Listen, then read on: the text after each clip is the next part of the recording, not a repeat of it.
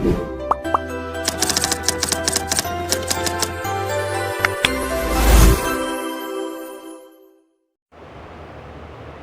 आइए फ्रेंड, आज के इस वीडियो की शुरुआत हम NCERT क्लास 9 चैप्टर 2 एक्सरसाइज 2.1 से करते हैं। क्वेश्चन 1 क्या कह रहा है, स्टेटमेंट को ज़रा पढ़ के मैं आप लोग को बता देता हूँ। Which of the following expression are polynomial in one variable and which are not, state the reason for your answer. मतलब यहाँ पे जो भी आपको पॉलिनोमियल दिए गए हैं उन्हें आपको चेक करके बताना है कि वो वन वेरिएबल वाले पॉलिनोमियल है या नहीं है। अगर है तो क्यों है और नहीं है तो क्यों नहीं है, ये आपको जवाब देना है। तो सबसे पहले अगर यहाँ पे हम देखें जो अपने काम का जो चीज़ है, जो टर्म अपने काम का है वो क्या है, एक तो पॉलिनोमियल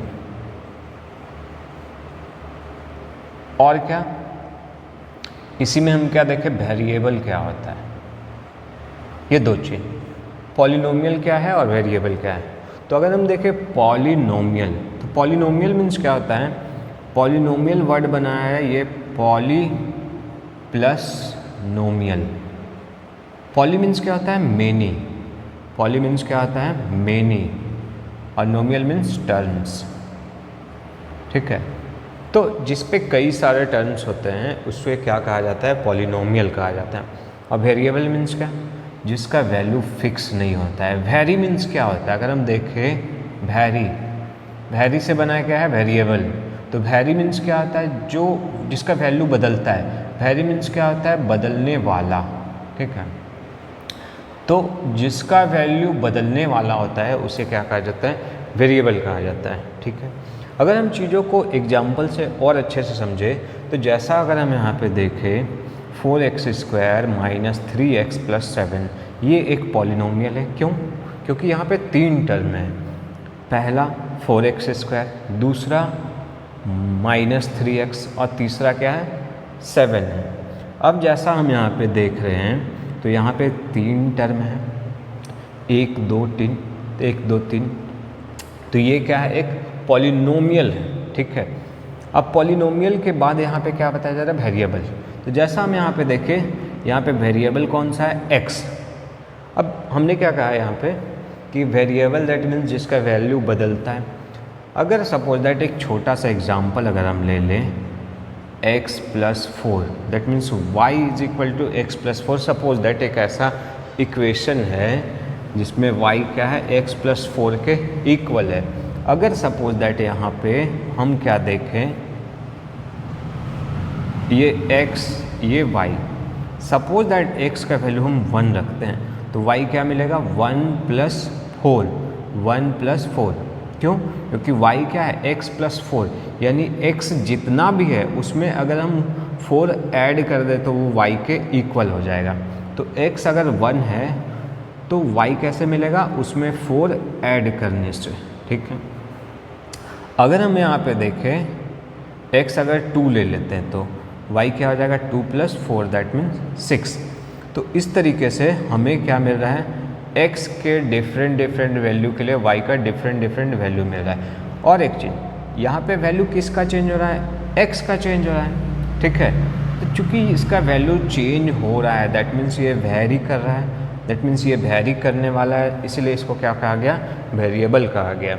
यहाँ पे y भी क्या है, एक वेरिएबल है जो किस पे डिपेंड कर रहा है, x पे डिपेंड कर रहा है, या बोले तो ये दोनों एक दूसरे पे डिपेंड कर रहा है। ठीक है, कि अगर हम देखें कि x क्या है, x क्या है, y जितना है अगर उसमें 4 माइनस कर दें तो वो x मिलेगा।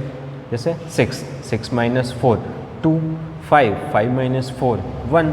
तो हम क्या देख रहे हैं, x y पे डिपेंड है, y x पे डिपेंड है।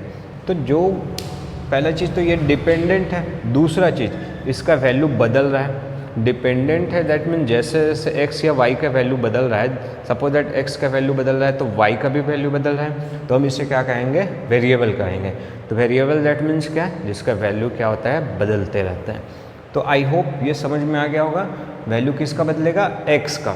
यहाँ पे भी हम x का वैल्यू अगर सपोज दैट 1 रखेंगे तो क्या हो जाएगा, 4 × 1² -3 इंटू 1 प्लस 7, फिर जो भी सॉल्व करके जो कुछ भी आएगा, अगर हम इसके प्लेस पे x के प्लेस पे अगर 2 रखें तो फिर कुछ एक अलग वैल्यू आएगा। तो इस तरीके से x का वैल्यू फिक्स नहीं है, ठीक है। तो अलग अलग x के वैल्यू के लिए यहाँ पे जो सॉल्यूशन होगा वो अलग अलग होगा, ठीक है। तो यहाँ पे क्या देखा जा रहा है कि x का वैल्यू फिक्स नहीं है। हाँ, ये 4 तो कभी नहीं बदलेगा, 3 तो कभी नहीं बदलेगा, 7 कभी नहीं बदलेगा। तो ये वेरिएबल नहीं है, ये क्या है, कांस्टेंट है। तो आई होप ये आपको समझ में आ गया होगा। वेरिएबल क्या होते हैं, जिनका वैल्यू लगातार चेंज होते रहता है। जैसे यहाँ पे देखें तो सपोज दैट x का वैल्यू 1 है, हो सके 2 भी हो सकता है, 3 भी हो सकता है, तो इसका वैल्यू फिक्स नहीं है। ये तो फिक्स है, +4 फिक्स है, यहाँ पे ये x फिक्स नहीं है। तो हम क्या बोलेंगे, ये एक वेरिएबल है। क्यों? क्योंकि इसका वैल्यू चेंज हो रहा है, चेंज होने वाला है, ठीक है। आई होप ये आपको समझ में आ गया होगा। तो अगर कुछ नोट करने लायक है तो नोट कर ले, फिर आगे देखते हैं। अब वेरिएबल तो हमने देख लिया। कांस्टेंट क्या होता है, जिसका वैल्यू चेंज नहीं होता है। यहाँ पे किसका वैल्यू चेंज होगा, x का होगा, तो वो वेरिएबल है। किसका वैल्यू चेंज नहीं होगा, तो ये जो नंबर्स हैं 4, 3, 7, ये सारे क्या हैं, कांस्टेंट हैं, ठीक है। तो अब सवाल पे आते हैं हम लोग, which of the following expression are polynomial in one variable. तो यहाँ पे हम क्या देख रहे हैं, सिर्फ एक ही वेरिएबल है, तो बोलेंगे यस, ये क्या है, polynomial in one variable. Yes, it is a polynomial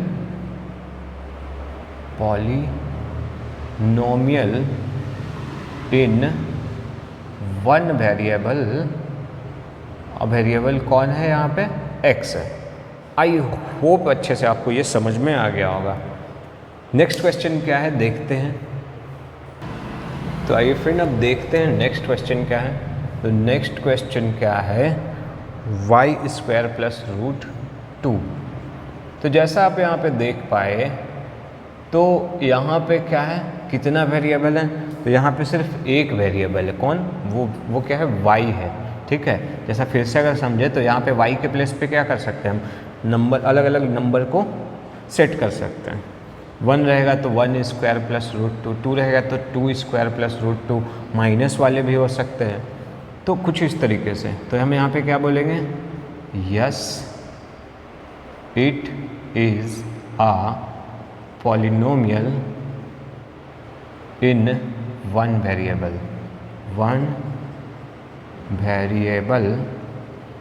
y। ये हो गया आंसर। तो प्लीज़ नोट कर लें। तो आइए फ्रेंड, अब देखते हैं बाकी क्वेश्चन को।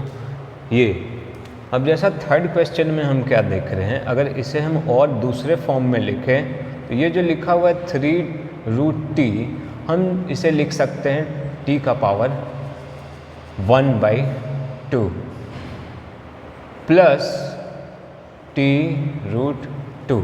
ये हो गया, ठीक है।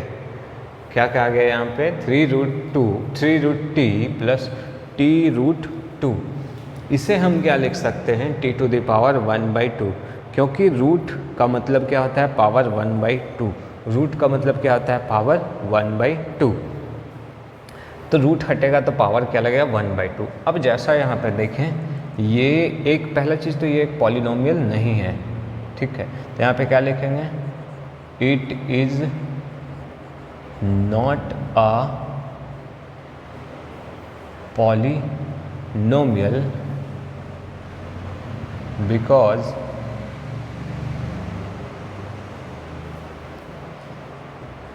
Power of t is 1/2। कुछ ऐसा हम यहाँ पे लिखेंगे। तो अब फोर्थ देखते हैं, ये क्या है। अगर हम इसे भी क्या देखें, ये जो y है प्लस, इसे इरेज कर देते हैं यहाँ पे, ये छोड़िए, ठीक है। अब अच्छा, पहले 5 बना लेते हैं। क्या आपको यहाँ पे दिखाई दे रहा है, क्या ये 1 वेरिएबल वाला है?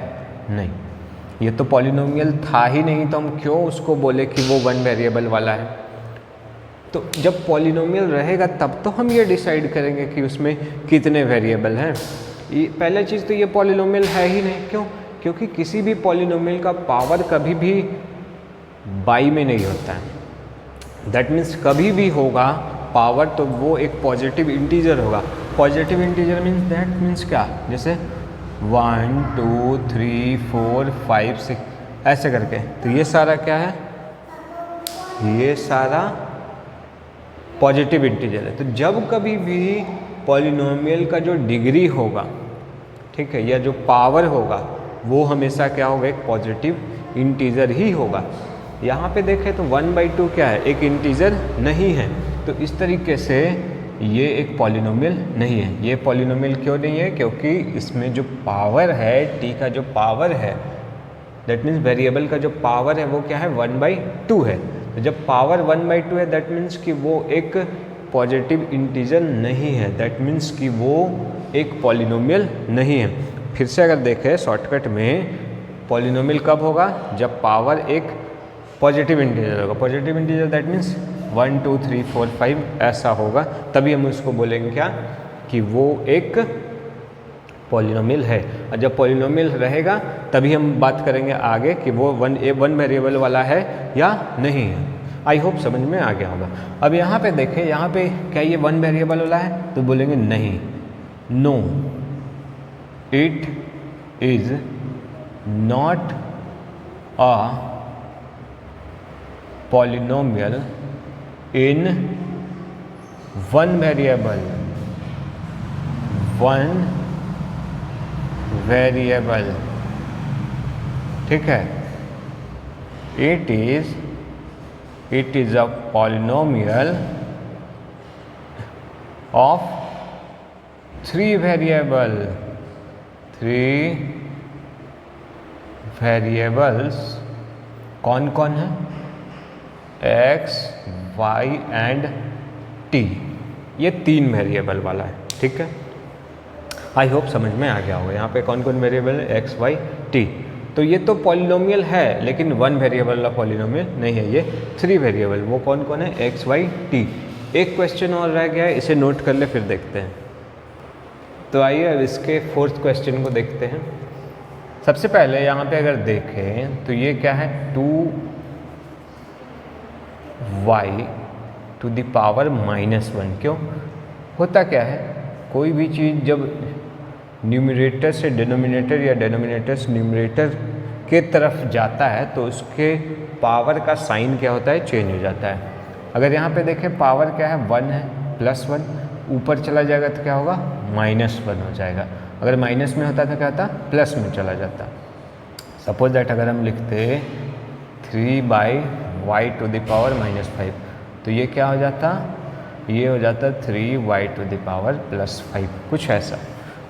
अब देखिए सबसे पहला चीज़ यहाँ पे अगर हम देखें, ये 1 वेरिएबल वाला तो है लेकिन ये पॉलिनोमियल नहीं है। क्यों पॉलिनोमियल नहीं है, क्योंकि यहाँ पे जो पावर है वो माइनस में है, ठीक है।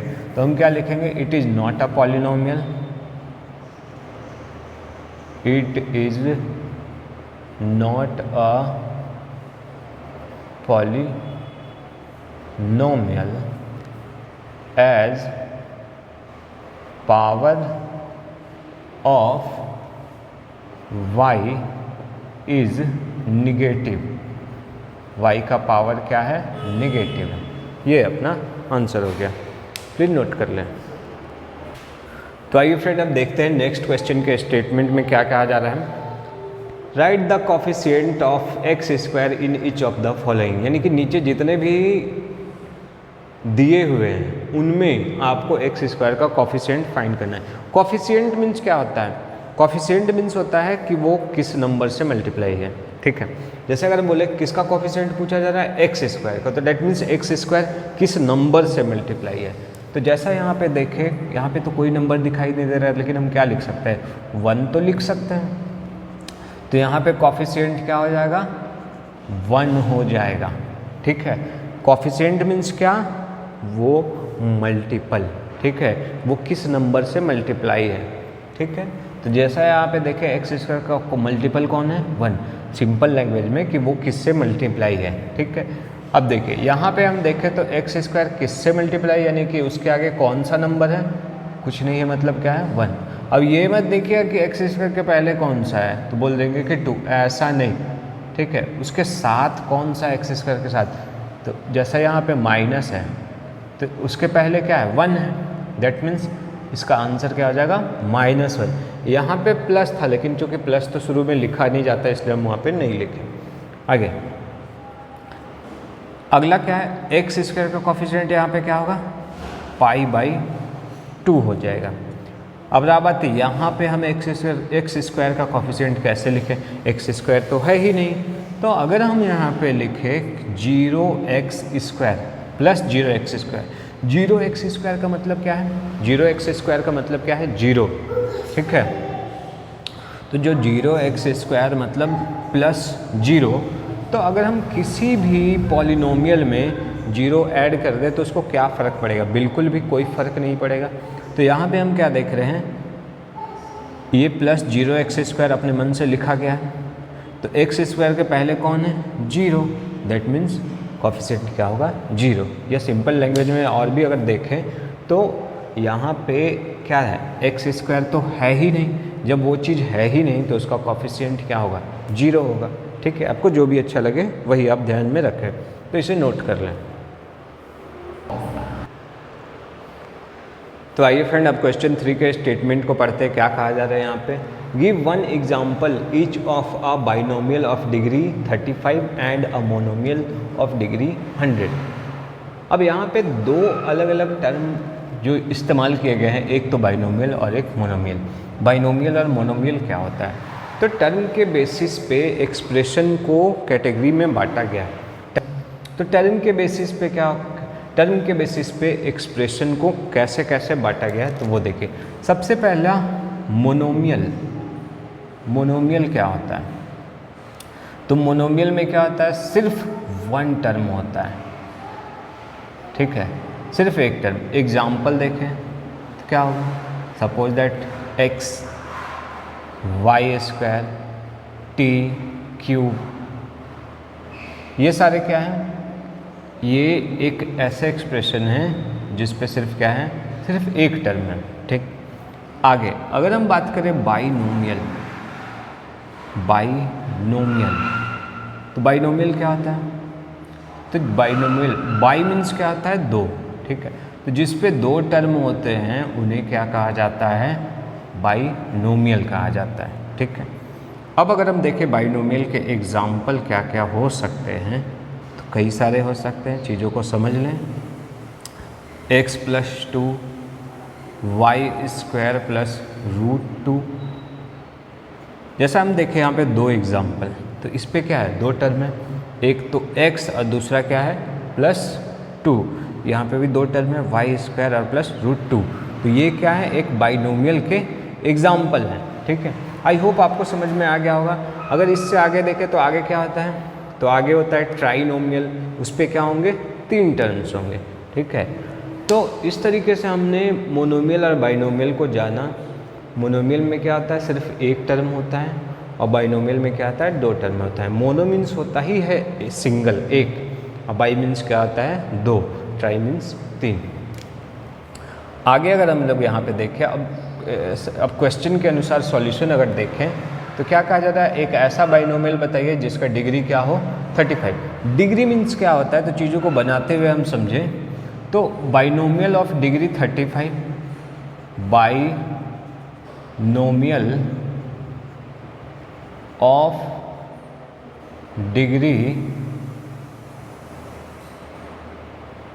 35, तो क्या हो जाएगा, सपोज दैट इसी को बना देते हैं, क्या हो जाएगा, x⁵ +2। ये क्या है, पहला, अगर एक बात पहला चीज़ अगर देखें तो यहाँ पे क्या है, ये 2 टर्म है, दैट मीन्स ये बाइनोमियल है। डिग्री क्या है, 35। डिग्री मीन्स क्या आता है, हाईएस्ट पावर, ठीक है। तो यहाँ पे हम क्या देखें, हाईएस्ट पावर क्या है, 35 है, तो ये डिग्री क्या है, यहाँ पे 35 है। तो इस तरीके से हमने एक एग्जाम्पल ले लिया बाइनोमियल का जिसका डिग्री क्या है, 35 है। आगे अगर कहा जाए मोनोमियल ऑफ डिग्री 100, तो मोनोमियल में क्या होता है, सिर्फ एक टर्म होता है, तो क्या लिखेंगे, मोनोमियल ऑफ डिग्री